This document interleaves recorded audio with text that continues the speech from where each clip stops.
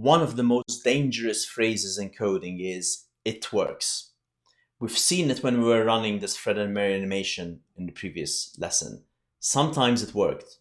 And if we ran it once, we saw that it worked and said, good, our program works, let's move on.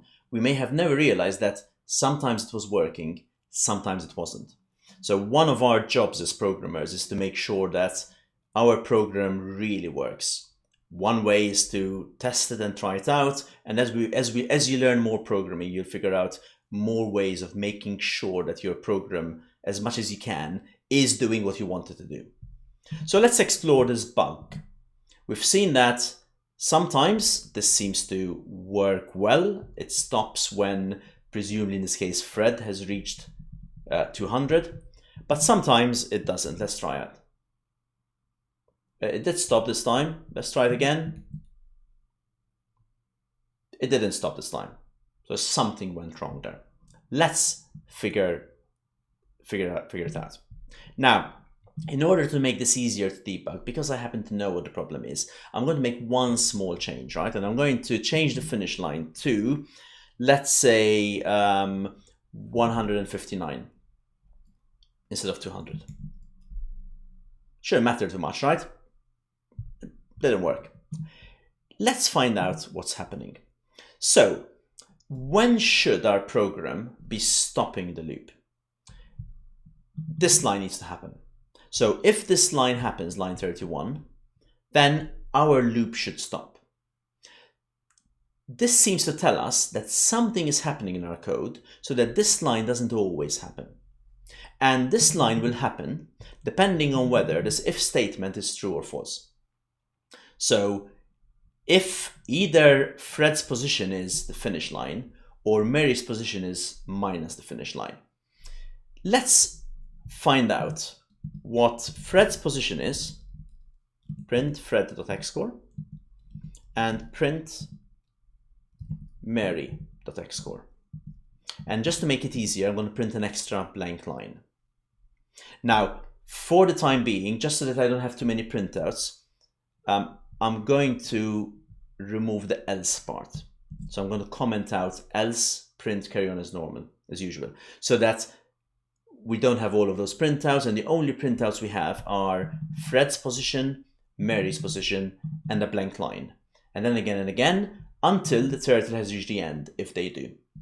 Ready? A reminder, the finish line is 159. Go.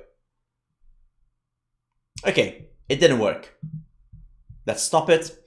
By the way, whenever you have a loop like this running, you can see that whenever I stop the program, it seems like it's giving an error. That's not because it's an error, because I forced it to stop a loop that hadn't stopped yet. I forced it to stop an infinite loop. So you can notice, in fact, let me run it again. The error is not there. It did stop this time. So let me run it again when, there we go. They kept going. The error will only happen when I stop the program. Okay, let's scroll up and let's now from the top start scrolling down. So the speeds we have are 18 and 10. You may remember that when we created Fred's speed and Mary's speed, we printed them out. So Fred is moving 18 steps every time and Mary is moving 10 steps every time. So the first time, 18 and minus 10 makes sense. 36 and minus 20. 54 and minus 30. Everything is going well. A reminder that our finish line is 159. So we're looking at when the first one of these turtles reaches 159. And let me stop here. Fred is at 144, not quite at 159, so we're still okay. And Mary's at minus 80.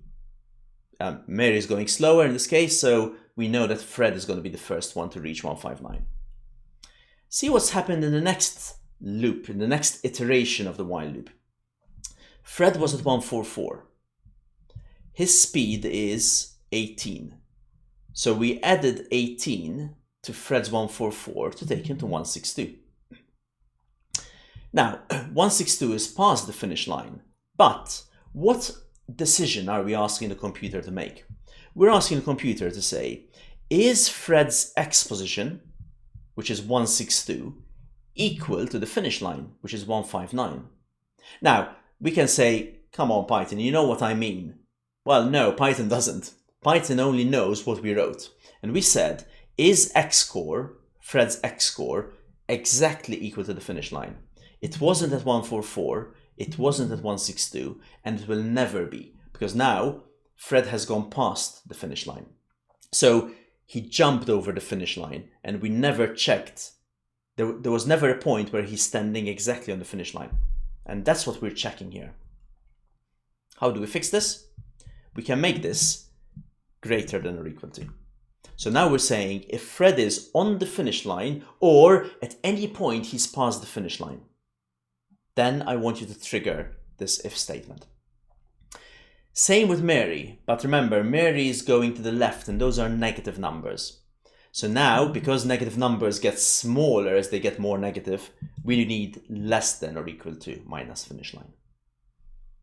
Hopefully. There we go. And now, if you keep running this, you'll find in fact here that 160 and minus 110, neither of these is the finish line.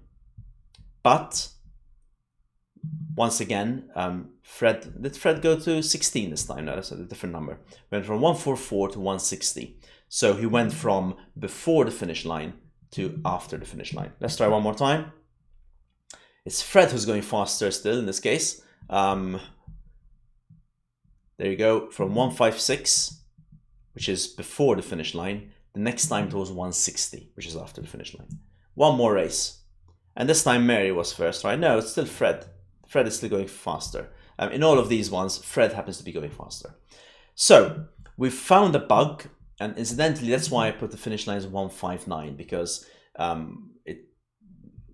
because these are random numbers between 1 and 20, it's less likely, it can still happen of course, but it's less likely that they will end up on exactly 159. So I've increased the likelihood that we will see the bug. We've found a bug, we've fixed it.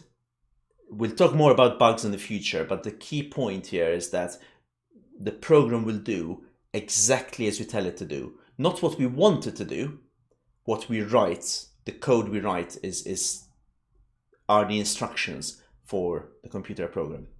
So we need to be very careful, and sometimes we might write something but we mean something else. We can't have that in programming. We always have to write exactly what we mean, such as in this example, when Fred's position is greater or equal to the finish line.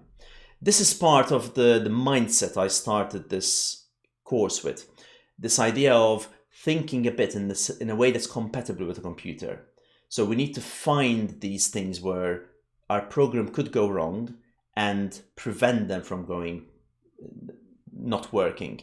And this is part of the coding mindset. It's part of thinking a bit more like a computer thinks, so that we can communicate with the computer effectively.